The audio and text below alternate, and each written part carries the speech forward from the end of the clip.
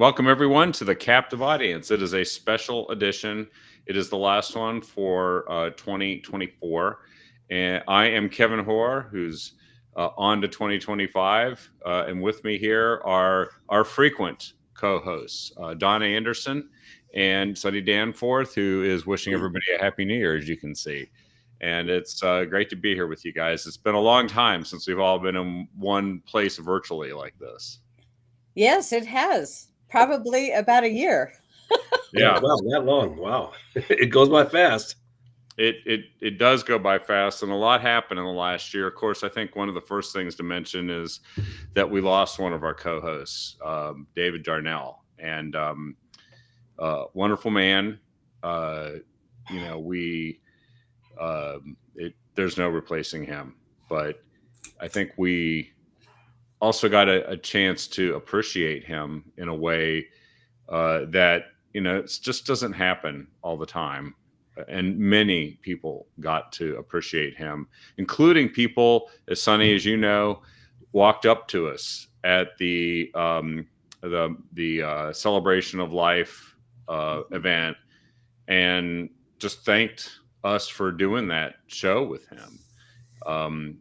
We're doing Captive Audience with him, and I know we did a Captive Audience special about the whole event too. And it's just, when you look back on the year, that does put a lot of things in perspective. A year ago, he was right here with us. Yes, he was, and there's been a lot of changes in 2024. Some not so good, like losing David, and others fabulous, like Trump winning. Yeah, and the gamut in between. Well, and I think if David was then working the chain gang with the Angels there, he must have done a little extra pull for DJT. I think he might have gotten some extra help. You know what I mean? Yeah, for sure. Yeah, the value in the moment. I mean, the value of being in the moment is what I kind of took away from that. I mean, just like you said a moment ago, he was here and he's not here. And that's one of the reasons why we really need to value the moment we're in and be the best we can, while we're in the moment, because this is all we can control. We can't undo yesterday and we can't do much about tomorrow, but we can be the best we can right now. And so there's a takeaway. To have been able to spend time with him, I consider myself blessed. Yeah, and a Marine Colonel friend of mine reminded me when he showed me this whiteboard that they had in when he was serving in Baghdad in the Green Zone, and it was an X for every day that he was there of a 6-month tour, and he said that reminded me that every day is a gift, and then he would proceed to tell some of the stories about how like three houses down from him in the barracks area got hit by a rocket, killed the guys that were in it. They were asleep. That was it. And of course, he used to go do ride-alongs with all those guys that were trying to figure out how to counter the IEDs. And there are a lot of stories from that. And so I think it puts into perspective that the things that happened in the last year, that the people matter, that that you love, and that's why we do this, because that's why we actually talk about these issues. Some people are like, well, you guys just seem to have an insatiable appetite for the news and politics. And it's like, none of that is separate from our lives. It's so connected. And getting the wrong people running things, which is what we've had, let's make no bones about it, is transformative in a bad way, and getting the right people can be the exact opposite. And I think that's what we're heading into here very soon. Well, if I could just piggyback on a comment you just made, I think the events of the last 4 years were really illustrative of how important politics are to our lives on the personal level. Before that, I think a lot of us has lived our life in what happens in DC, what happens on a university campus. That's over there. I can just keep living my life. But as of 4 years ago, and those other micro events that happened that did affect us, not that big a deal for most people. But when they started forcing you to put something in your body that you didn't know what it was, start forcing you to, in order to keep your job, to do this, start forcing you to wear a rag over your face. Then I think we all began to wake up and realize the reason why we've got to be engaged, because if we don't, they will enslave us.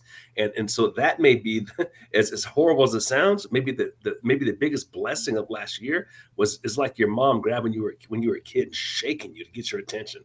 That's Yeah. what it took. And unfortunately, that's just what it took. But now we're awake, if you will, and engaged, and that's a good thing. Yeah, COVID was the beginning of the wake-up call. And really, it was just the beginning, wasn't it? That a lot of people who didn't care about politics and wouldn't have spent 5 seconds listening to this show or talking about what happened in the news or who was running the country, suddenly they tuned in. They started showing up at school board meetings. They started showing up at city councils and county commissions, started asking tough questions of our leaders. Sometimes they didn't get answers. Sometimes they got shut down, where they're told, you're not allowed to ask that. And which in and of itself is an answer. It's an answer, and it's also a reason to get involved. Like, if you can be silenced when you feel like somebody's telling you what to do with your life, and it's not good for you, you don't agree with it, then the First Amendment means a hell of a lot more all of a sudden. Yeah. Yes, and when the government decides who's essential, what's an essential, an essential worker, and we're all essential. Yes. Yeah. There is no picking and choosing. Yeah. We've taken freedom so for granted. We've taken freedom to have your kids educated and you have some say-so over it. We've taken freedom to have control over your own body and you having some say-so. We've taken that for granted. We've taken for granted living in a relatively inflation-free society. We take it for granted not being forced to hate another race just because of the color of their skin. We take all of this stuff for granted, that you can walk the streets and be safe at night, that you don't have your neighborhood flooded with a bunch of illegals. We took all of that stuff for granted until they took it from us. They did. And it was interesting, too, that then we found that there were people who actually agreed with them, who agreed with the people who were doing this. And we still encounter them every day. You can go to any supermarket and see all these people walking around with masks still. Just a few. I just saw one the other day who was walking their dog outside with a mask on. Me too. Yeah. And I'm just like, that mask is totally worthless outside. And your dog's not going to catch anything from you or vice versa. This is not happening. But it's like a mental illness, and it has ingrained itself in parts of our society, but it's also like a neon sign saying, I am a progressive liberal and I want to control your life because I want to make you wear this mask too. And that, even if they can't prove that a vaccine actually does what it's supposed to do, we're going to make you take it anyway. And of course, that's starting to get questioned now. So like some of the transformation that we're seeing as we go into 2025 is, just think how far we've come from Fauci yes, to RFK Jr. It doesn't get more the opposite in terms of attitude about what we have to do for public health. And maybe it's about time. Yeah. And I think as a nation and even a world, we had to go through what we went through for the wake up to happen, to realize that instead of getting swept down the rabbit hole of tyranny, so while it's tough, I'm glad we went through it so that we can be where we're at today. There's a long way to go. Just because there are a lot of, it makes me think of all the kids that are in school that have been all over the United States that have been brainwashed. Yeah. And so there kind of has to be a detox of that, a different type of training going, no, it's about your freedom and you don't have to do that. And we still have a long way to go, but we're on the right path. And that is the good news. And the November election was the decider in that. Well, they were sliding the woke stuff in for a long time before Yeah. COVID, but they were doing it slowly, and they were making it like putting it in with no objections, because people are like, oh yeah, well, we want to be nice to people who are disadvantaged or oppressed. Okay, sure, I'm not going to say no to that.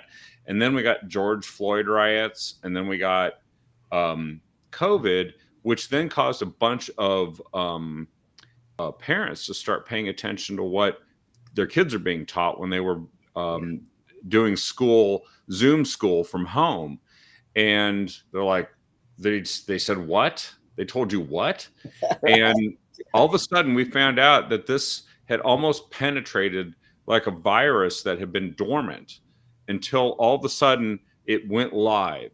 And then we all started noticing the effect. And that was what Elon Musk referred to as the woke mind virus, Yes. that in fact does exist. And I think received a massive blow in the 2024 election, that there are literally people who have decided to run the opposite direction from what was woke.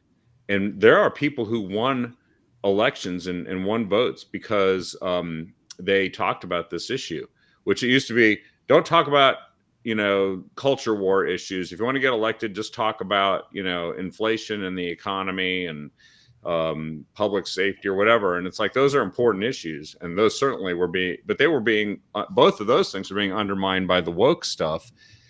And then some people ran ads. I remember seeing one that was running in Ohio for Bernie Moreno, I think is his name, who beat Sherrod Brown for U.S. Senate and helped deliver the U.S. Senate to us.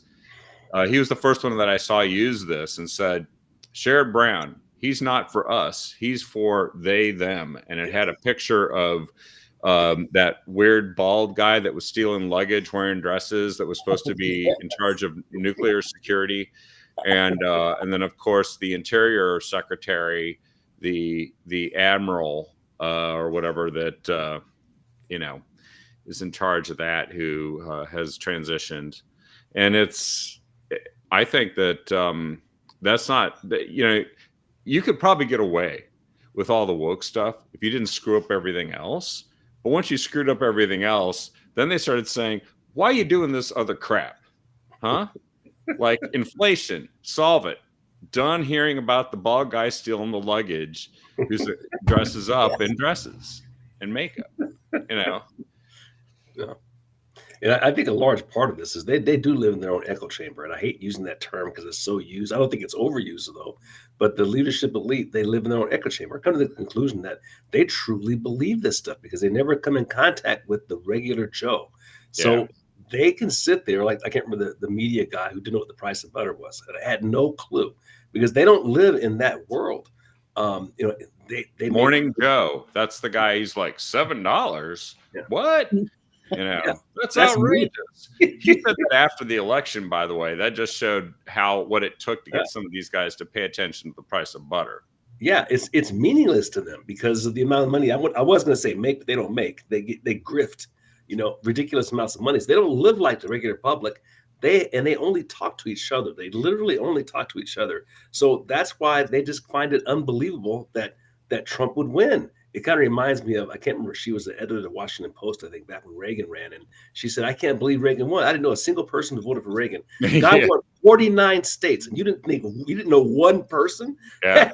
That gives you an idea of the world they live in. They never have to hear it. If you're there are people that receive a steady diet of MSLSD and the Communist News Network, and they had no idea that this stuff was going on. Yeah. They had no idea that Hunter Biden was literally guilty as sin already of everything, and that the Russia collusion was a complete hoax. They had those two things they didn't know. Yeah. We have to remember all of the things that were so-called conspiracies has all come to truth, to end up being truth. Maybe I shouldn't say all, most. And as Lori Shaw says, hey, the lawsuits, we're winning lawsuits against all of this. And And look at all the lawsuits that Trump has won and pushed back on. This is the person who has been the subject of most of the lawfare. And the lawfare is now losing, and I'll tell you, all of us have to Or be on our knees. reversing on them, right? Yes. And thanking God for the win of Donald Trump in the November election, because we would not be this happy or feeling that our country will be heading in a better direction had the other side won. It would be damn sad. And so, but there's a lot of good things going on all over the world because of people running and saying, we do need to take care of our countries. It's okay to put your country first. Doesn't mean you're excluding anybody else. We're Look just what doing what the other Javier countries Milei are is doing. Yeah, that's what the other countries are doing. France doesn't come out and say, we should just do what's best for the United States. No, they're saying France first, and then we'll figure out what's good for everyone else and see if we can, work something out. Mhm. When you talk about conspiracy theories, there's a couple that come to mind here. One is we were all saying in the first 2 years of the Biden administration, which actually started under Trump with the deep state, is that people had weaponized the Department of Justice. Yeah. And if it weren't for controlling the House of Representatives by 3 seats after the 2022 election, we wouldn't have had any congressional investigation of that. And just a few weeks ago, they published, I think it was like a 19,000 page report about all the things that were done to weaponize government.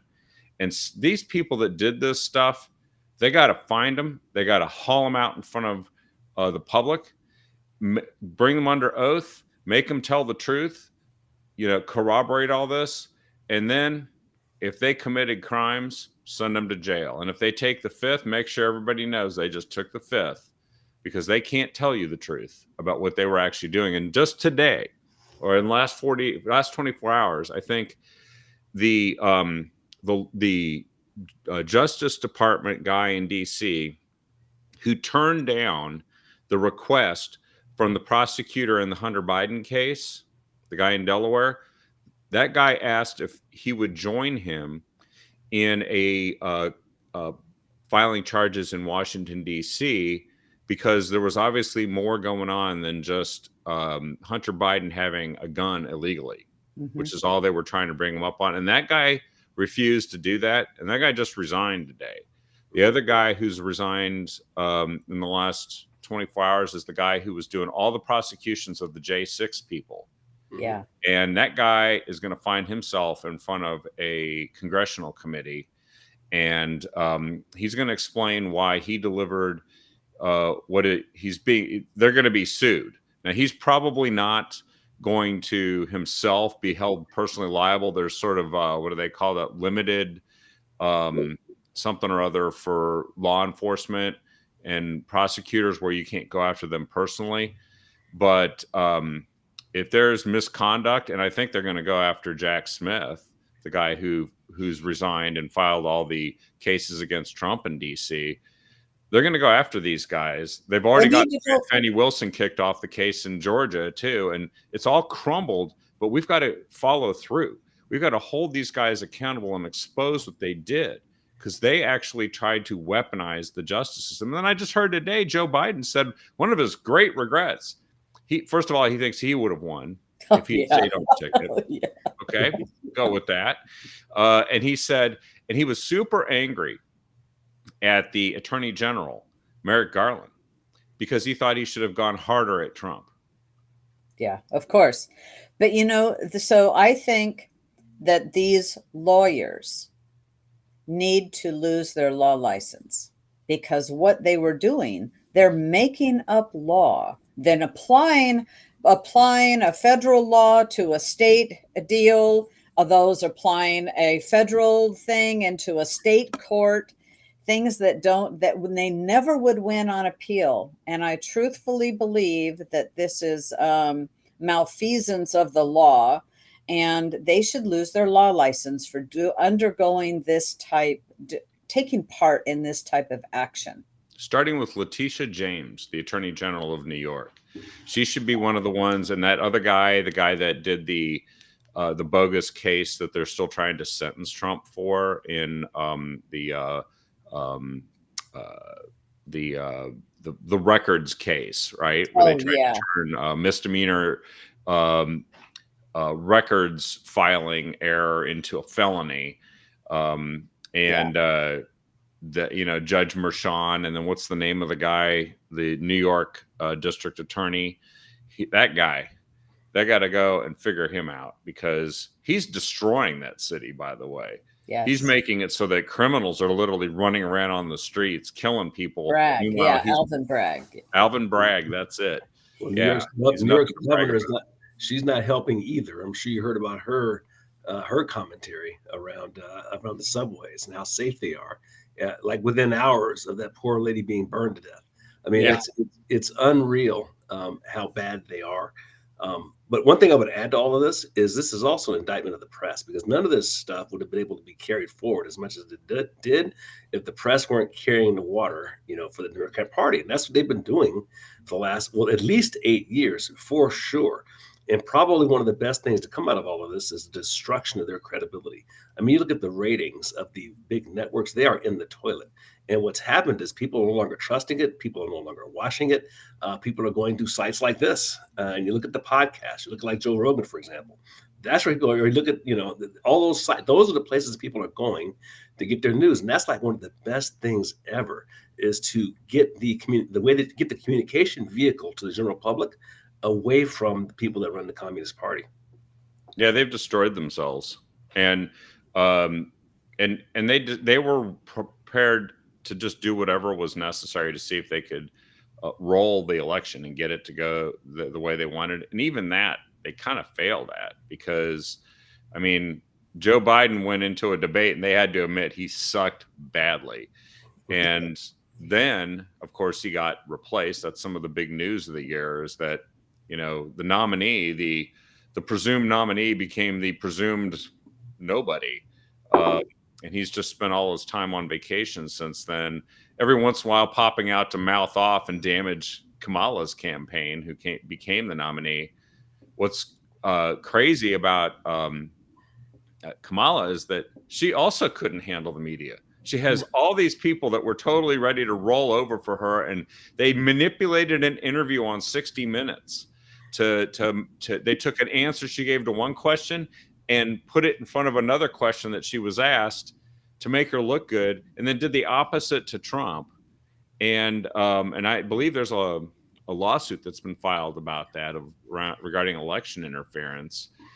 We're going to see a lot of these things. I think the lawfare is going to reverse the other direction. And the thing that I heard today is that there's a class action lawsuit by the people prosecuted on January 6th, relating, I guess, to unequal justice and prosecutorial conduct and abuse. It's a $50 billion lawsuit that they filed against the Department of Justice and the U.S. government. And even though I am concerned about spending another $50 billion, given some of the awards that we've seen come down for, like, Jean Carroll claiming that Trump did something to her, and he's like, I have no idea who this person is. And I believe him, because he said every time they've said, well, you can't believe a guy like that. And it's like, well, a guy like that, every time he's, defended himself and said, I have no idea what they're talking about, or it's complete fake news and bogus. He's been right. Press has been liars. And now the justice system has been poisoned by this. And we have to root it out. That is an essential 2025 priority. And I actually have a lot of faith that Attorney General Pam Bondi, nominee, and also FBI Director Kash Patel, heads are going to roll. They're going to roll. He's going to be so good. We got to get him in there. Yeah. And that's going to be, so the coming weeks, because, there's the long term, right? And there's the things we want to see happen. And then there's sort of the short term, the tactical. And it's going to be very interesting here in the coming weeks. So today, President Trump endorsed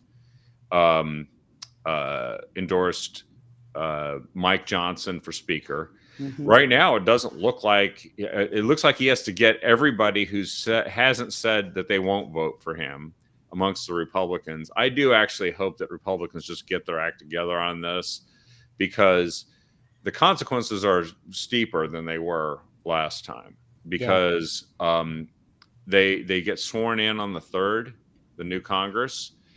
They can't do any business until there is a speaker. And the first order of business is to count the electoral votes and certify the election on January 6th, 3 days later. So this thing about doing 15 votes for speaker, that ain't going to happen. And also, we should be literally placing legislation in front of this Congress that is the 100-day agenda for President Trump, conducting committee hearings, refining it, and having it ready so that he literally starts signing some of the stuff into law not long after he's in office, starting with securing the border. They got to do that like it is like yesterday. And I'm actually very concerned that, frankly, there's probably like 10,000 terrorists in the country and they don't know where they are. But easily. Because sure 11 million people came in, 2 million gotaways. They don't even know who they are. Some gotaway just lit a homeless woman on fire and killed her in New York. How many guys like that are running around in this country? It's amazing more hasn't happened, actually, given how loose this thing's been. I'm concerned something's going to happen very soon, actually, because if you want to distract people a lot from turning things around, throw a bunch of this stuff at them. You know, give them so many problems on January 21st on, you know, just 9/11 them, right? Just, you know, that becomes the dominant thing that's happening. And frankly, there won't even be people confirmed and appointed to a lot of these positions when he comes in, because it's just not possible, right? So we're going to be using the mostly Biden administration to execute the Trump policies in the middle of what could be some crises. I'm concerned about that. So I want to answer Bobby Richardson's question. She says, "Do we want Mike Johnson to stay as Speaker?" Well, the thing is Trump has just endorsed him. Trump has weighed in, and he is the person who, you know, there's always things that go on behind the scenes that we're not aware of. And I'm going to say, like it or not, I would ask our Congress to vote for Mike Johnson. And that's who Trump said, let's go forward. Let's move on. And he's endorsed him as Speaker. So I back what Trump wants, you know, and time is of the and essence, have to trust what he's asking. What, Kevin? Time is of the essence too. We can't screw around for 6 months, because the opportunity to fix things will peter away as politics and events carry us in a potentially a different direction very quickly. Because don't forget, they did kill that omnibus bill. They killed the omnibus that, you know, was to be a CR. And so, and while Trump didn't get the debt ceiling lifted and all of that, what they did pass was a reasonable CR. And one of my concerns with any passage of any of that, I would have been happy if they'd have shut the government down, was because of the spending that Biden could do. And yet look what he's doing. You know, what did he just give away? $2.5 billion today? Yeah, he did. And they were literally helicoptering money out the back door there, calling the Green New Deal and the Inflation Reduction Act, throwing money at people as fast as they could. But I think the biggest concern that I have too is, you know, before we had nothing but one devil's bargain after another. We had to have something that Chuck Schumer would advance in the Senate, and we had to have something that Joe Biden would sign into law for it to become law. So we as a friend of mine used to say, we're the one-legged man in the ass-kicking contest. And we're done with that. We got to start acting like we are in charge. And once you are in charge, we are much more united on these policies now as having all three, the presidency, the Senate, and the House. That doesn't mean you just rifle things through without thinking about them or making sure that you're representing your constituencies. But the game playing has got to end, because the key to changing what happens in the future is showing people what we can do that is the right thing, that fixes the wrong thing. Yeah. Do that as quickly as possible. We're not playing defense anymore. We are on offense. And offense means you got to take the initiative, and you got to stay on offense. The Democrats, their job, as I see it, as they see it, I'm sure, is going to be to slow things down, to file lawsuits, to stop every executive order that's signed, to tie up everything in committees and in confusion, and then create this kabuki dance of other issues that absorbs the public's attention in the media, so that they don't actually stay focused on the things that are getting done and how things are being fixed. I am concerned about the economy, because I think actually it's still kind of bumping along. It's still got problems. I'm optimistic that there's going to be a Trump boom. But how do you deliver a Trump boom? Well, part of the way you do that is you get the Trump tax cuts renewed. So you can't screw around forever. You got to get some of this stuff done, because the economy, the markets, business owners, they're all watching, and they're saying, you know what? If this gets locked up in 2 months of chaos, maybe the economy is going to hit the skids.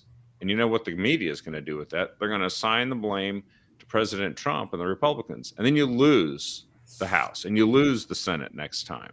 And that's the strategy. And the strategy is to play this as long as they possibly can. And then when it doesn't go, they blame it on the Republicans. So this whole be nice thing and this whole attempt to be party unity and all this stuff they're always talking about, that's out the window. There is no negotiating with the enemy when the enemy wants you dead. I mean, we have to look at the Democrat Party is the way the Israelis have to look at their relationship with the Palestinians. Their objective is to kill you. There's no negotiating with that.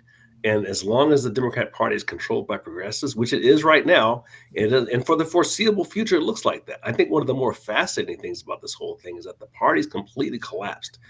Who's the leadership? Can anybody tell me? Who's the center left leadership? Who's the moderate left? Where is it? I can't think of a single person. I mean, it's not going to be Pelosi. It's not going to be Clinton. It's not going to be Kamala. It's not going to be any of those. It's not Obama. Who is it? We don't know. They're going to be in the wilderness for a while now. And let's not help them find their way out of the wilderness. They need to stay there. Yeah.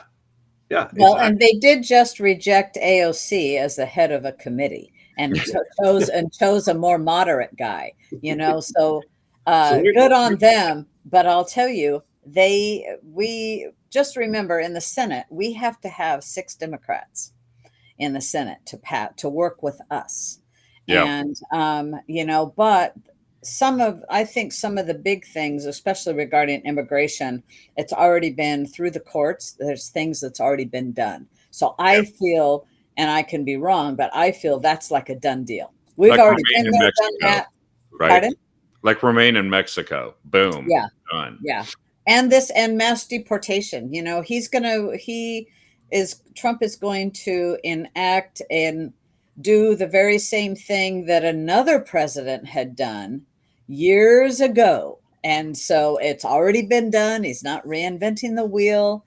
And I think there's going to be some things that we're going to see that might shock us, might not shock us, but it's going to really shock some people. But we might be shocked too. I don't know. Well, we've never played hardball before. I think this is the first time that, in my memory anyway, the Republican Party has finally played hardball. When you hear language like "we'll primary you," yeah, because that's exactly what the Democrats have done. Right? Is go to those Democrats who are in those seats that are more conservative, and essentially say to them, "We'll primary you."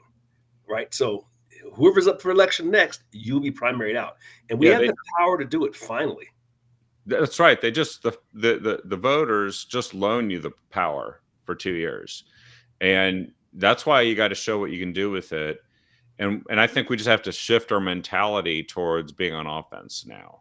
And we have a president who is more than happy to go on offense at a rapid pace. I think things are going to happen very, very quickly, and I think the media has lost so much credibility they and the Democrats are trying to figure out where they can find their credibility back again. And I don't think they're going to find it very easily. I Not with also the don't current think that Trump Mike administration. Johnson's going to be the sole guy saying what a deal looks like.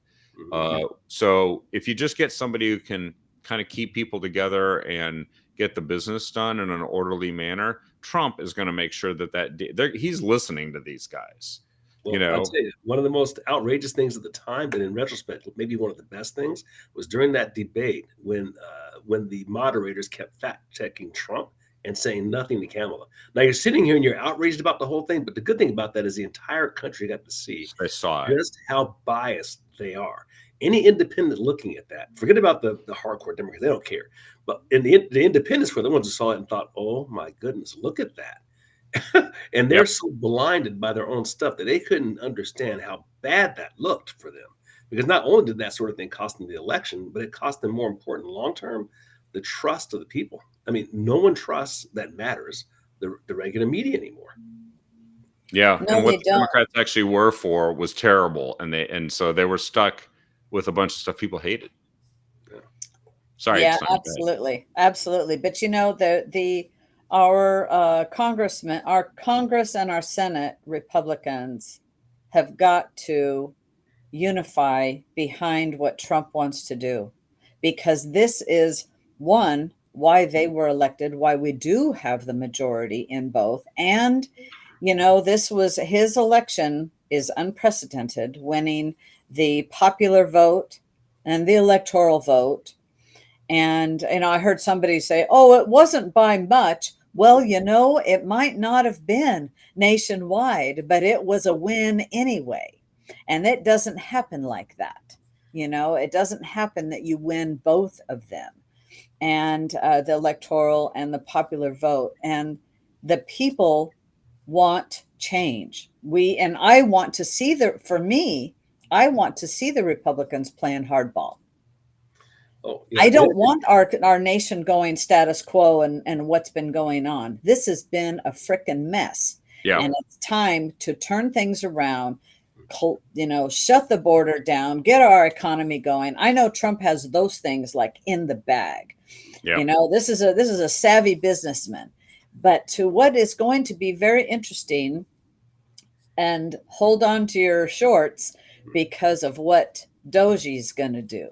Doge. Yeah, You know, that is going to be interesting. And because of the Chevron decision by the Supreme Court, that is going to allow cutting. We need to cut a lot of these redundancies that are happening in agencies, cut some of this agencies. And this is the type of thing that Javier Milei did, I believe, in Argentina. He yeah, just started slashing, you know what, we don't need this and we don't need that. And that's exactly what we can do. And when you start cutting that funding, now you have money for something else. And I mean, and this is so it's going to be quite interesting in 2025 what we see. But it's not just what's been happening here in the US. Look at what's been happening around the world. There's a lot, you know, look at Trump the hasn't Trump even effect. the yeah. Trump effect. Absolutely. You know, he's not even sworn in. And there is a lot of things going on. And now Trump effect started after he was first elected. And you know, politics is playing the long game. It is not the short game. It's not what's happening tomorrow. It is what's happening in years. And it takes a while to keep winning and having a winning strategy. That things are changing in the world.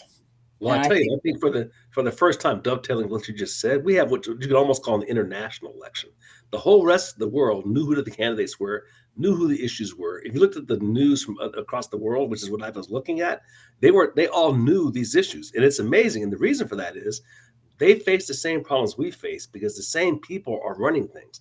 This is the one world government crowd, right? So it's not just a national election. Now it's become an international thing because what they want to do is take away all borders and have one rule world. That's one of the reasons why you look around the world, the same border issues we face here, they have them in Sweden, Denmark, France, Germany. You go around the world, they all have the same issue, and that's they're being overrun because of their leadership. The general public is not in favor of this, but their leadership is shoving it down their throats. Now you literally have riots in the streets in places like Great Britain.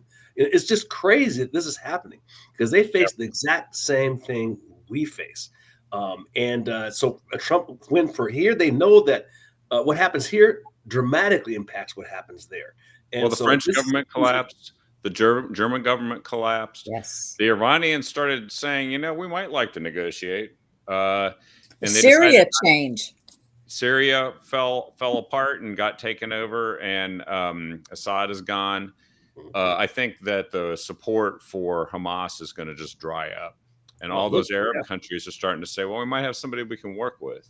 Yeah, look at our Canadian neighbors. What's his name? Polivier, I think is his name. Conservative Canadian. That guy is brilliant.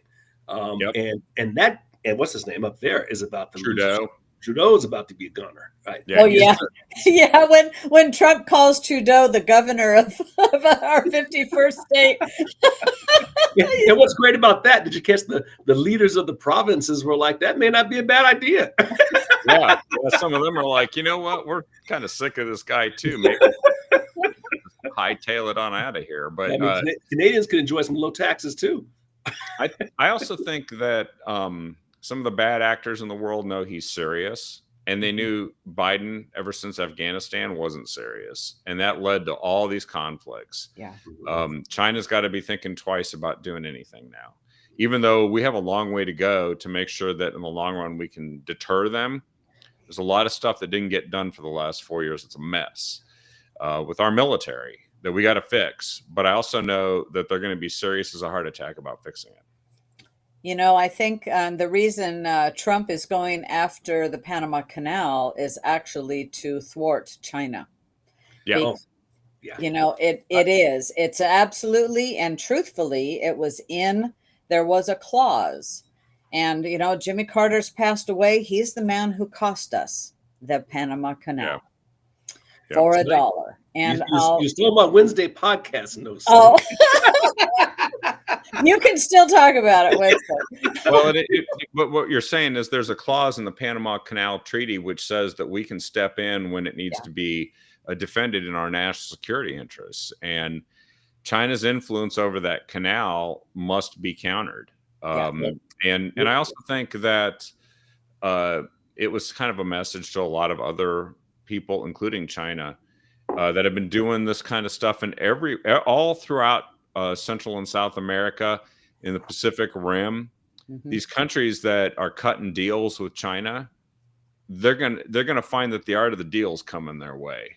And it's a carrot and it's a stick, because we're not gonna allow the influence of a malign actor to start undermining our security. That's it. Period. It's a brilliant strategy on China's part, and we're already seeing the adverse impact of it. It is it's called the Belt and Road Initiative, is what they call it. And I think it's Sri Lanka, for example. What they do is they find these countries that have some strategic asset or strategic location militarily that they want, and they're poor. They lend a bunch of money at what looks like great terms, knowing very well they can't pay it back. And then when they can't pay it back, well, we'll just take that asset from you instead. So in the case of Sri Lanka, they just took this port from them, for example. They got like 3,000 of these initiatives going on around the world, by the way. They do. Two of the 5 ports in Panama are run by the Chinese. And my understanding is they're building a bridge across the canal. Now, you think about that from a military perspective. We have a 2-ocean navy, and the fastest way to get across those 2 oceans through the Panama Canal is 1,500 miles to go around the Strait of Magellan in order to do that, which is notoriously difficult because of the weather down there. And you can imagine the cost to go around that. Well, what if we just drop this bridge in the Panama Canal? Now you can't go through the canal, right? I mean, you got to give it to the Chinese. They are like strategically brilliant. So if we want to we want to tee off on Taiwan, we just eliminated half your navy from being able to participate in it because they can't get from the Atlantic to the Pacific. They play the long game. That's right. Yep. So these are the things that the media never reports or thinks about. That's why you guys listen to us, though, right? Yeah, we do. We report these things. We talk about them. And I will say too that when there's a new sheriff in town, all the stuff that's going on gets exposed more readily. Biden didn't even want to I admit there can't was a wait. balloon floating over our country. And they still Mhm. won't admit who's doing the drones. They Yeah. still won't tell the truth about that. Mhm. And if it's so bad that you can't tell us, then maybe you should tell us, because you're not doing anything about it. And so, this is we're getting messed with because we've got a giant Joe Biden kick me sign on our back, and we got to rip that sucker off and turn around and start sending a boot into some other keisters, and it's going to start happening right away. And I hope it's in time, because there's a lot of things that can, these wars, they have a life of their own. They're almost like a fire that starts someplace and it doesn't seem that bad. And before you know it, it turns into a 5-alarm fire and it's burning half a city block down. That is what you end up with. They have a life of their own, and they seek out fuel to keep them going. Now, I know he wants to end the wars that are going on, but ultimately it's done through strength. You don't do it through a position of weakness or begging, and he knows that. And Joe Biden and the idiots that were running Joe Biden, let's face it, he wasn't making these decisions. No. He's still not making the decisions. He's not. He's got blankety blank Blinken doing stuff, and that guy's going to go down in history as the single worst foreign policy guy in just world history. I mean, he is that bad. I did want to mention briefly about Jimmy Carter. I know that people say don't speak ill of the dead, and he did just pass away. And he was a good man in many respects, something that I don't think you can say about a lot of the figures that populate the Democrat Party now. He was just not a good president. And he was clearly in over his head, and frankly, he almost lost the Cold War. He tried to snatch defeat from the jaws of victory on that. And I will give Jimmy Carter credit for one thing: the Camp David peace accords. That's it. The only other thing you can give him credit for is kind of a backhanded compliment, which is we needed to have Jimmy Carter so that we get Ronald Reagan. Right. And we did get Ronald Reagan because the Republican Party wasn't exactly all on board with Reagan in 76. And by 80, we're like, that guy. Yeah. That guy, right? Give me that mic. I paid for it. It's funny. The parallels are pretty amazing. If you think about it, how we got from Carter to Reagan and how we got from Biden to Trump. I mean, Middle East disaster. Yeah. Biden created the monster Middle East disaster in Afghanistan and an ongoing one right now. Of course, we know what happened with Carter, with the whole Khomeini inflation. Crisis, right? The inflation, complete parallel, completely weak presidents in both cases, generating a situation that led to the Trump, which led to the Reagan. The parallels are absolutely amazing. And in fact, and then this overly nice thing, which liberals have a tendency to do, that liberal mentality, if we're just nice to people, which is one of the reasons why he gave up the Panama Canal, because we want to be nice. We don't want to come across as colonial and all this other stuff, which just leads to another mad leftist, outfit taking that thing over, which is precisely what happened. It's amazing, their inability to understand the reality of what Kissinger used to call realpolitik. It comes through strength. It never comes from being nice. It never comes from negotiating in fairness and all of that. It comes from strength. That's how human nature is. I wish I could say it was any other way, but that's just how it is. So if you give progressives all the marbles, all the control, and I can see you guys are saying here, Marjorie, you just said maybe that's why we got Biden. I think that is, because towards the last year of the Trump administration, we learned something that Trump was warning us about: the deep state, and the fake news, right? And that was, remember how they used to malign him for conspiracy theories, and he's attacking the media, he's terrible, he's bad for free speech, and it turns out those are the guys that were trying to kill free speech, and they were trying to put out propaganda that deceived people. And that probably is the reason why it had to be exposed. They had to see just how bad it could get if you let them do the crap that they do. And thank God Elon Musk bought Twitter. Yeah, well, Absolutely. and that was the beginning of the shift back in the other direction, Yeah. right? I also think that as horrifying an occurrence as it was, I think the assassination attempt got people's attention Yeah. because, and it changed Trump a little bit too. He began to realize this ain't just me campaigning because I need to go get back into power and fix this mess. No. No, For communists play some for keeps. reason, the Lord wanted this to happen. Well, You and know, communists play for keeps. I think one of the things you have to recognize, these people at bottom, it's terrible to say this, but it's the reality. We have to all face reality. They are immoral. At bottom, they are immoral. They don't care about principles. Look at the reaction to, for example, the HMO executive who got assassinated basically in New York City a couple of weeks ago. yep, The response to that has been stunning. Not so much that it happened. I mean, these kinds of things happen, but the response on the left to that was maybe the guy deserved it. Basically, he did deserve it because of all the evil things that HMOs are doing. Now, hey, look, I don't agree with a lot of stuff that managed care plans do. No question about it. But I could never endorse shooting a man in the back of the head, got a wife and 2 kids, and you going on the news and saying it's good this guy got shot in the back of the head. What blows my mind about that is not just the immorality of the statement, but the utter lack of self-consciousness to not recognize that that same philosophy could be applied to you.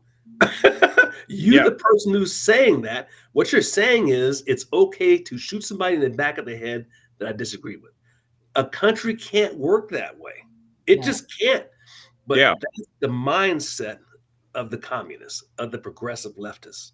If you disagree with me, at the end of the day, I have a right to kill you. yeah. I will dehumanize you Yeah. and call you a parasite on the system and talk about how you have to be terminated. It doesn't matter if you're a loving father of 2 kids and you just are doing your level best at a tough job. You're a parasite, and we're gonna take you out. And that is something that was exposed with that whole occurrence too. I hope there's a constructive outcome from it, but I also think that that guy's Antifa. We've seen this for years. So I wasn't surprised at all when they started describing the guy's views and his motivations. I'm like, you can just read Andy No's column for the last 6 years and you can see all the people that are saying the same stuff that I'm surprised hasn't resulted in even more stuff like this. And it probably will continue to happen until there's a full commitment that we get rid of the Alvin Braggs out of office and replace them with people that say, we're not going to tolerate people like this doing stuff in our city and our state. That's it. We're going to go get them. That's a long-term fix because the institutions that produce these people, they go through these universities, these leftist universities, which is pretty much all of them. You look at who sits in Congress, and I'm talking Congress, state level, federal level, doesn't matter. They all come from, like, 95% of these guys are lawyers. Something like 99% of them come through these universities where they're all like hardcore leftists. All the professors are hardcore leftists. This is why this is a generational problem, in terms of how we fix that. And look at who we got for president. I think I could be wrong. This is the first president we've ever had who wasn't a lawyer or who wasn't a general. Yeah. I think that might be the case. Or had served in the military in some capacity. In some capacity, Yeah. right. That's one of the Jimmy Carter was in the military. He was yeah. Naval Academy. Yeah, but this is a citizen. Like the way the republic was originally designed to be was the citizen came, stepped out of office, did their thing for a few terms, went back to being a farmer or whatever the job was, right? Somehow we need to get back to that. So you don't have these people coming from what it is these people come from the elite group of people who all think the same thing, all talk to each other, don't have experiences, don't even know the rest of the country. We have a person in office now who knows the country. This is a guy who used to put on a hard hat and work on some construction sites. And he knows DC now too. Yep, That's the other thing. So he could walk into a black barbershop and just rap to them. He could he could sit in And the garbage he did. and look legitimate doing it. I mean, Right. he could walk into any crowd anywhere. He can go to a World WEE wrestling match and relate to that. He could step into the Senate and can relate to that. You could be in a McDonald's drive-through. Yeah, a McDonald's, Right. And it's like The fry cook. Yeah. And that's why people love him, because he is them. In spite of the fact that he's a billionaire, he gets it. And we've got a ton of people sitting in these places who have never done any of this stuff, don't get it. Yeah. And if you look at his website right now, the Trump website, one thing will stand out to you is that it actually starts out with, let me see if I can find it here. I just had it up on my screen. It starts out with the statement. Let me see. Here we go. They're not after me. They're after you. I'm just standing in the way. That's the quote on the homepage of the website. And it's so true. It's still true. It's as true as it was the first time he said it. The Democrats, meanwhile, have not figured out what's wrong. And they think they just need younger people. That's the beginning of solving their problem. They were the people that were holding on to power well into the late 70s and early 80s, some longer than that. And they, the Nancy Pelosi's and so on, that are, the Democrats feel like they just need younger people to express these progressive ideas. They don't know their policies are terrible. And when you mentioned this, Sonny, before about Doge, we need to unearth all these things that could be done to save money that are going to be common sense. They're not going to be like, we hate these people and we want to get rid of them. It's going to be, actually, this stuff's ineffective. That stuff's redundant. That stuff, no one knows why we're doing it, and we got to stop doing it. And have all these empty office buildings no one's going to. Why are we keeping those things? $4 million to study, drunk dogs to see if they're more aggressive, or Nails whatever. running on all of these treadmills. Yeah. No, there's so many things, and all that stuff. What we need to do, if you're on offense, is have the Democrats defend it. They need to spend their political capital, their precious political capital that they have left, defending all of this. And if they don't, we'll change it. And if they do, they may slow us down and we'll make them pay a political price. That's how the game's played, and that's how it has to be played. So, Bobby, real quick, go ahead. Department of Governmental Efficiency is what the DOGE stands for. So go ahead. Yes, Department of Government Efficiency. Yes. So I want to bring up about, I really believe that we, especially this past year, a cultural shift is taking place, and especially now after the election, DEI is going away. Look at all the corporations that are giving up, they're closing their DEI departments, big corporations. Yep. So, and the trans culture seems to be going away. More people are speaking out against that. We've had a lot of wins in 2024. The Supreme Court rulings were epic, which is, and I think one of the largest one, and I mentioned it earlier, was the Chevron deference. Yeah. And that decision is which is about an agency cannot dictate law. Yeah. And so it's, it's only our Congress is writes and makes and passes laws, not an agency, not an unelected bureaucratic agency. This is huge. And I think the Department of Government Efficiency is going to be, going after that a lot. So we have a lot of good things that has happened in 2024. AI in advancements through Twitter or X's AI, and particularly, I used Grok for the first time today, and it's Grok 2. And I asked Grok, what are some of the notable things of 2024? Well, it gave me a whole world view of things, and I go, okay, well, let's now put it to the U.S. Well, then now let's put it to Oregon, and and so. The number one thing was Trump's reelection, and it was elections around the world. There's been some such notable elections around the world. Yep. Also, the completion of Notre Dame. Yeah. That was epic. 5 years, to put that back together.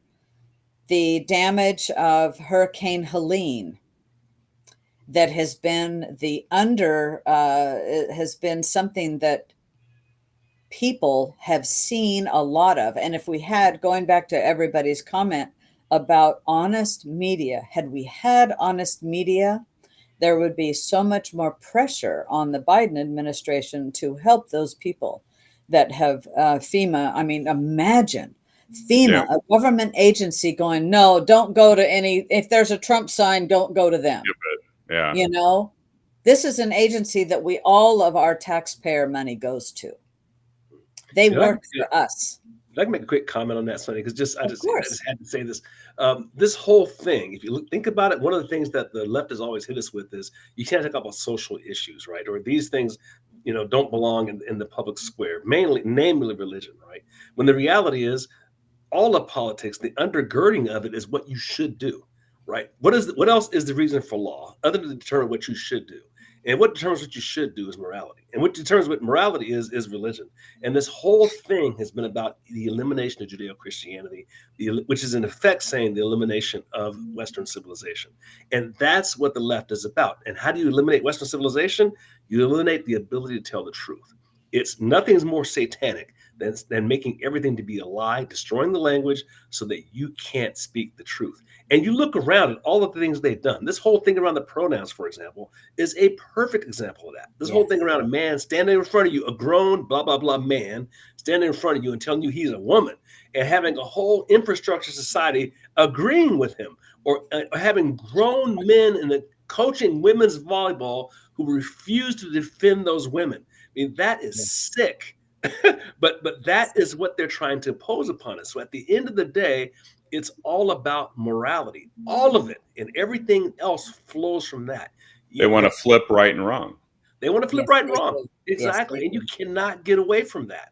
If you want to fix the problem, for example, of young men going to prison, you have to first fix the family. The way you fix the family is you got to get a man and a woman to stay married, raising those kids. That's morality, because if you don't, those boys go to jail. That's just how it is, right? And so at the end of the day, it's a moral problem. And everything the left puts in place is designed to destroy the moral infrastructure so they can usher in communism. You look at the public school system, everything it does is designed to destroy morality. Give girls birth control behind their parents' back. Give girls the ability to get abortion behind their parents' back. Encouraging, sex education, which really means is that sex education is go do sex is what they're doing. Changing your gender, whether it be mental gender or whether it be actually chopping body parts off, again, without the parents knowing it.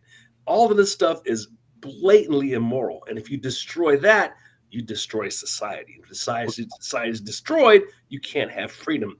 Because the reason you have freedom is because I generally expect you to stop at a stop sign. I generally expect you to drive on the right side of the road. You can't have policemen on every corner making sure we do that. We do that because it's right. Yeah, and I think also they know that communism, it basically starts and ends with putting government on the throne and saying that's the new religion, that's the new deity. It's not a limited tool to protect your rights that's there to serve the people. It's a tool to lord over the people and impose on the people what a small group that believes that they know what's best for you believes should be imposed on you. And that's why COVID and everything that happened, that was like a microcosm of that.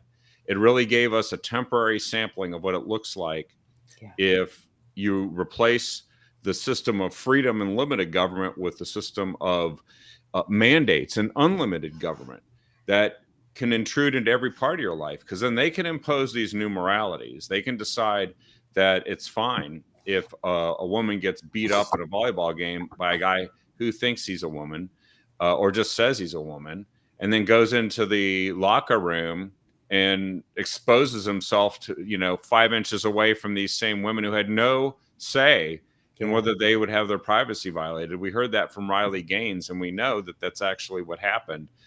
That people woke up to that and changed it. But having a government powerful enough to force people to accept that, this is where 2024 was about taking it back. Yeah. It was about taking it back and restoring government to its proper role, which is very limited, and one which is actually able to address these larger problems in our society that involve protecting our freedoms, which they've been terrible at. They've been destroying our freedoms. Yeah. And this is a huge reversal. I wish we had better news in Oregon. I have some good news. Okay. So the Oregon Ducks went undefeated, 12-0, and which was a record in their first season in the Big Ten. Yep. All right, but also in Oregon, and they also won their championship against Penn State. But in Oregon, you know what? While we didn't win the statewide races that we wanted to win in Oregon, we killed every single of those awful initiatives. Yeah, the initiatives went our way for sure. That and ranked choice voting was, one of the most egregious ones. Yeah. So that's the good news. Other than that, I don't have a lot of good news for Oregon. I hate to say. Well, but I mean, the rest of the country moving in the right direction, just like having a president and a country that's doing the right thing can influence other countries, it can affect Oregon quite directly. And I would love to see some of these folks in Oregon who could maybe find common ground. Like maybe some of them would like to see some infrastructure get built. Great. Let's build the right infrastructure, not garbage, phony infrastructure that doesn't do anything and makes us think we're going to control the world's temperature. Okay, and by the way, let them defend all the Doge stuff. Let the Oregon politicians go to the mat saying, what I really need to do is stick as many gender confused males into women's locker rooms. Let's do that. And Oregon can be the bad example, which maybe Oregonians will wake up to. Yeah. So I have one more good news, and I'm posting it down here. And this is from Oregon Catalyst. And it is Oregon charts, things that through the year. And one that was really good, and this is a way that Oregon is going in Oregon's Trump vote. In 2016, it was 39%. Mm-hmm. In 2020, it was 40%. Wow. In 2024, it was 42%. Okay. So that is going higher. And that's a win. That's a win. That is a win. Progress. Yeah. Yeah. And also in Oregon, it is 87% of Oregonians think that if China owns TikTok, it ought to be banned. That's great. It has many things that are in this in graphs. And one that was really sad is about the Oregon manufacturing was doing really great until the corporate activities tax, the CAT tax, fully kicked in. And then that was in January 2023, and it just started going down, dropping several, like 4% of manufacturing employment.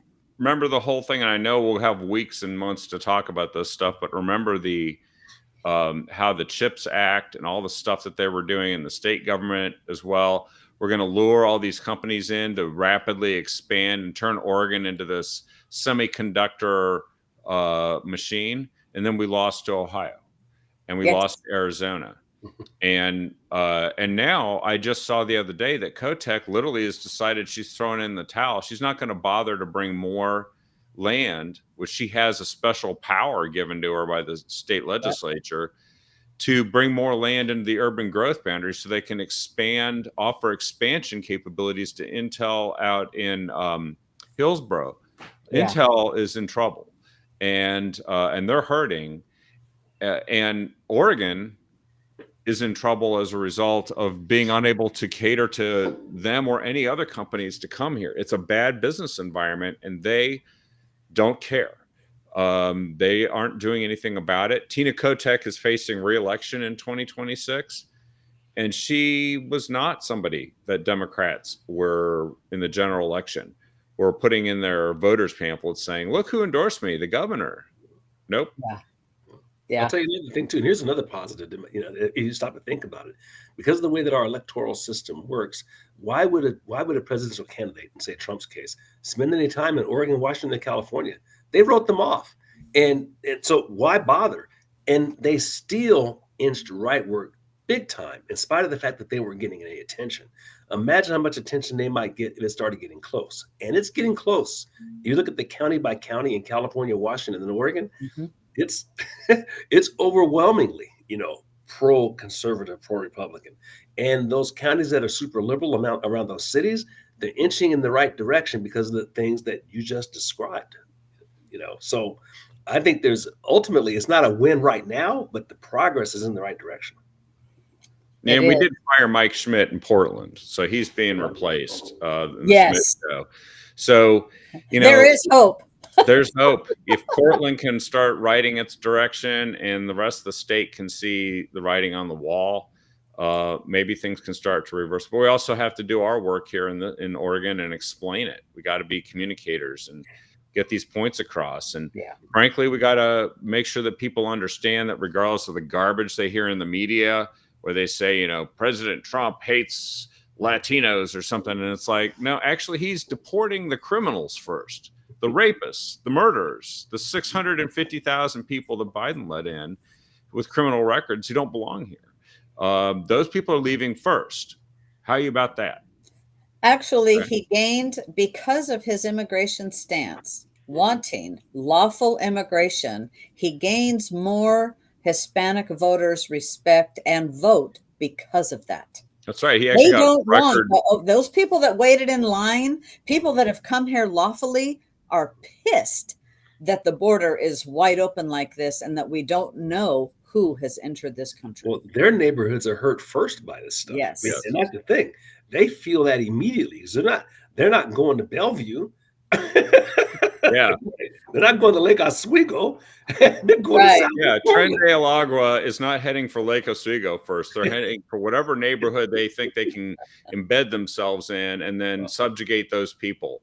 And they love it when there's people who don't want to fund law enforcement and don't want to enforce laws against all the things that these guys are up to. And I think that Tren de Agua is going to have a FBI task force chasing it down here pretty soon. Oh, yeah. I think as soon as Trump comes in, he'll deem them to be a terror group or something. And, we'll just get rid of them along with the MS-13 quite in short order. Oh, and I'll tell you, Tom Homan, I'm so excited about our new border guy. Yeah, he made it clear that they're going to pull out all the stops and they're going to start sending these people out of the country who are awful. And frankly, the people who lost their asylum cases, they lost. It was phony to begin with, which is why so many of them lost. And now it's time to go back to the country, make that country a better country, maybe try to come in legally later, but don't come to a sanctuary city and hide out like in Oregon. Many of the countries that these people are coming from are going, oh, yes, we'll take them all back. Even Guatemala said, we'll take back anybody you kick out. So it's like the writing's on the wall. They see their funding will get cut. Well, they know their trade. They'll get tariffs too. I love about Holman is a plain speaker. He doesn't begin his conversations talking about his middle-class background, right? He tells you exactly where he's coming from and exactly what he's going to do. And the second piece I love about him is he talks about going after personally these politicians who support this stuff. So it's not just about changing these laws. It's about you personally, the mayor such and such or leader such and such. You personally will be held responsible for this. That's how you get these people to behave. Yeah, he's the one who said, look, this is clearly, as has been adjudicated repeatedly, it's the province of federal law, the border, immigration, customs enforcement. And if you obstruct that, he cited the exact U.S. code, line of U.S. code that these guys might run afoul of. And, by the way, it's not just, I would like to see in Oregon what's been happening in Chicago. The mayor of Chicago is absolutely being roasted over a spit by his own people. You should see all of the black people go into the city council and reaming that guy and the city council. And they're using language that needs to be heard by that city council, because they've literally got public services collapsing. You know, they don't have the police sufficiently funded, their education system's in the toilet, and they just spent $725 million, which is a heap of money for a city, accommodating the illegal immigrants that were brought in, the asylum seekers all over Chicago. And now Brandon Johnson wants to raise property taxes to pay for it. He tried to sneak it through. Yeah. I hope they try this stuff in Oregon so that we can all expose them for doing that. Oh. Well, you know, Kevin, we might get to see our own Attorney General arrested for interfering with illegals being deported.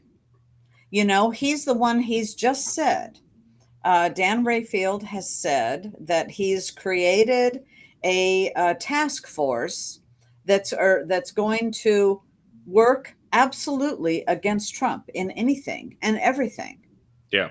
And including, and that we're a sanctuary state and we're not gonna cooperate. And Holman says, we will arrest you. This is an arrestable offense. Yeah. So we might see our governor arrested, or we'll see Dan Rayfield arrested. I don't know, but bring it on. Because while they don't solve the problems of actual citizens who are the ones who, for now, should be the only ones electing them to office. And that's the thing, is that they are not addressing the problems facing this state. Meanwhile, they're all in on all these progressive, you know, suicide programs to just destroy the state. Yeah. I think that we want them defending the indefensible and paying the price for it politically and legally. And this is the party of democracy, by the way. They lose an election, and so we're going to do everything we can to not follow the law. This is the party of democracy. This is the party that's talking about seceding from the union, and this kind of behavior leads to that sort of thing, right? They're essentially driving us towards secession or driving us towards civil war. That's what they want. They've done it before. Why not? Yeah, that's true. You know,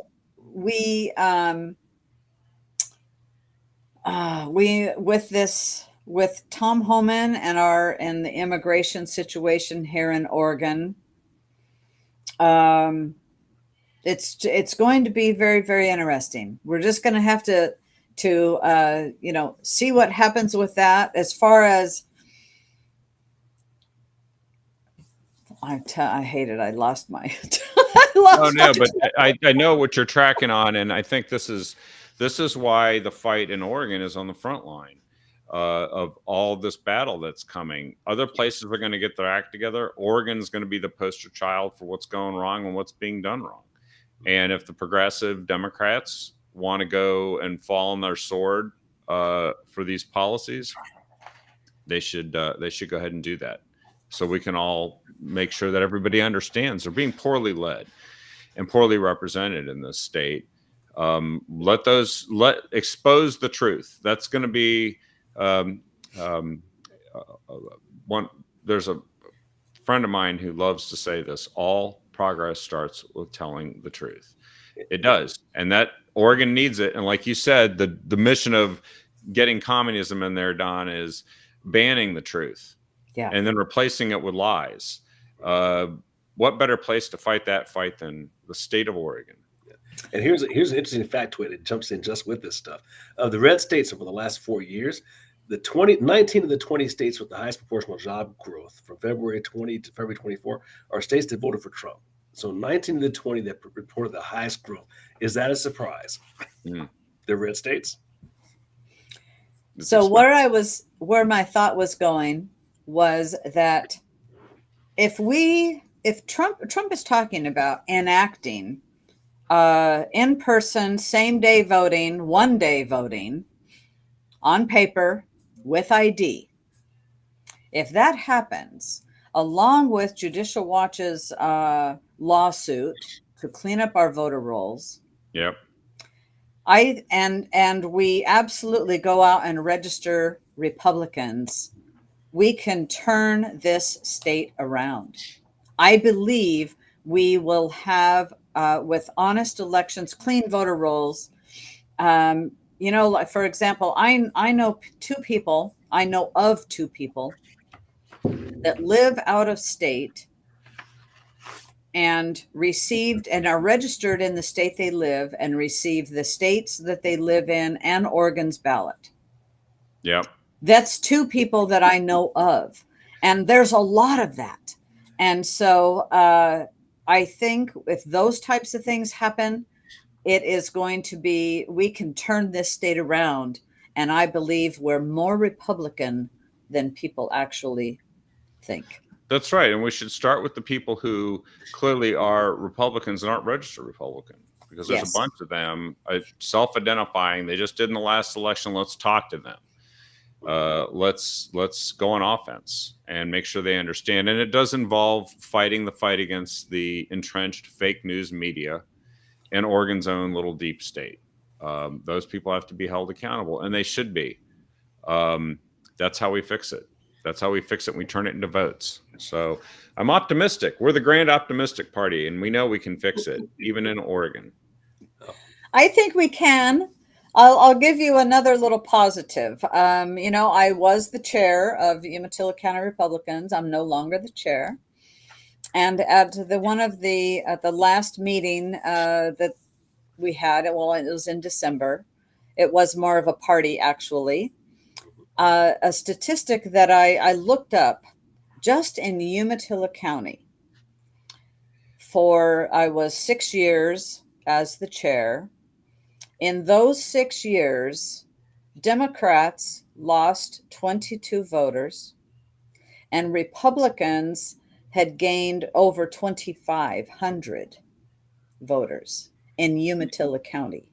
That's good. Now, is that all the party? Part of it is because we're out there. We're out there helping people, letting people know we're coming to them to help register them, change their voter registration and all of that. Yeah. But part of it is what the Democrats are doing in Oregon. People are going, I'm done. You know, a lot of people are leaving, but those that are here, I mean, I know Democrats that they go, oh yeah, I'm a Democrat, but I always vote Republican. Well, now they're changing their voter registration, and they have been for a few years. And so anybody can register somebody to vote. We could all carry voter registrations in our cars, because when that time happens, there you go. So I am optimistic, but there has to be some changes in Oregon in order for us to be some machinery to do it. Yeah, and there's less fear too. I mean, you look at one of the less spoken about results of this election is people are now saying, "Oh, many of my compatriots think the same way I do. It's okay to speak about it. It's okay to be a Republican. It's okay to put a bumper sticker on my car, put a sign in my yard." We literally had a situation in Oregon and Washington where you were afraid to do those sorts of things, and pretty much with good reason. But the results of the last couple of years is making it easier and easier for people, particularly young people, to be able to say, I disagree with this stuff. And then it takes time to come to fruition. And now we're reaching a point where people are feeling more free that they can say stuff. So I do think we're winning. The game's not over, right? You can look at this like you look at a football game, for example. Let's say it's like just past halftime is the third quarter. We've been coming back. You know, we were behind like 20-0 at the end of the first quarter, 35-3 at the end of the second. But at the end of the second quarter, we started getting first downs for the first time, right? And so now we're actually getting field goals and touchdowns. We get some better field position here. Yes. Yes. Right. You know, and then I think we're gonna complete some long passes here. We have to have good candidates. We got to make sure we recruit and run and support them. And we have to communicate and be out there in the public, making sure that they understand that it's not just happening in DC, it's happening here. And you're right. I think some of the fear of being canceled has been reduced. Maybe this is a grand opportunity for people to start feeling some pride, not only in our country, but maybe in a state that could turn itself around. Just think how great that would be. Well, I think we hit everything tonight. This is a great show. By the way, folks, no show tomorrow night, I don't think. It's New Year's Eve. So everyone should celebrate that and enjoy that. Watch the ball drop and get geared up for 2025. We just talked about a grand, optimistic vision for 2025 that you can all be a part of. We're proud to continue doing this in the captive audience, and I feel like we're doing what David would want us to do, which is continuing to carry this forward and speak out. Let everyone know, just like Don said, you're not a captive here. You're not going to be canceled. You're not going to be canceled here, and you don't have to be canceled anywhere. We'll speak the truth, and we'll say what we really think, and let the chips fall where they may. And I think they're going to fall in the right direction for us in 2025. So, any last thoughts for 2024 here, Suni and Don? I say pray for everybody that was elected. Pray for President Trump and Vice President-elect Vance, that they all stay safe through and January 20th, and that and the cabinet goes forward. And I would just add to that, never forget, we won the battle, but we haven't won the war. And we need to stay in there and see this thing through to the end. But thanks to you all for being involved with this. This has been a blast doing it, and it really feels good to be feeling like we're all together doing something for our country rather than sitting on the sidelines and watching it go to pot. So this has been awesome. And protect our troops, pray for them, our first responders, and freedom fighters everywhere. Well, that's a wrap, folks. It's been a great show. Please share it with everyone you can. And we will see you in 2025 on the next episode of the Captive Audience. Probably Friday, I'm guessing, Suni. We'll probably do one Friday. No, Don and I are going to do one Wednesday. Oh, you are? Fantastic. We're going to start the new year off right on the 1st. Good. Absolutely. I'm anxious to hear and see that one. I'm sure you're going to get into some predictions too. By then you'll know some bowl results, by the way, I think as well. So oh yeah, pray for the Ducks. Pray for the Ducks. They'll be exactly. Pray for the Ducks. All right, guys. Thanks a lot. God bless all of you, and thanks for watching us. And we will see you on Wednesday in the new year. See you next year.